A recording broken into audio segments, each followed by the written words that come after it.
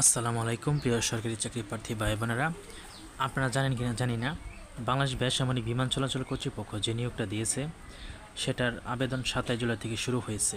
তো সেটাতে কিন্তু একটা পদ কিন্তু আপনারা পাচ্ছেন আবেদন করার সময়। কেন পাচ্ছেন না এই বিষয়ে আলোচনা করব, ঠিক আছে?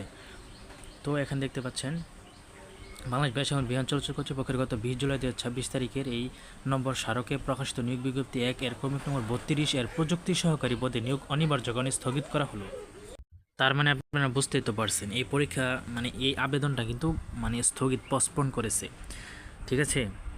তবে কিসের জন্য এটা বাতিল করা হয়েছে এই পদটা এটা আমি বলতে পারছি না, হয়তো বা পরে এটা আলাদাভাবে নিয়োগ দিতে পারে। অনেকে জানতে পারেন বা এই নিয়োগ আর দিবে না বা এটা আলাদাভাবে দিতে পারে, তবে এটা শিওর না, সম্পূর্ণ কর্তৃপক্ষের উপর নির্ভরশীল।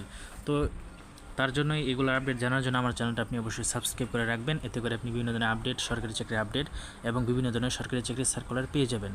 আমার চ্যানেলে আরও অনেক ধরনের ভিডিও আছে, পরমাণু শক্তি কমিশন নিয়েও ভিডিও আছে, শেষ প্রস্তুতি নিয়ে ভিডিও আছে, সেগুলো আপনি দেখতে পারেন, ঠিক আছে? তো বন্ধুরা, এই ছিল আজকের ভিডিও। কোনো কিছু জানা থাকলে আমাকে কমেন্টে জানাতে পারেন। ধন্যবাদ সবাইকে।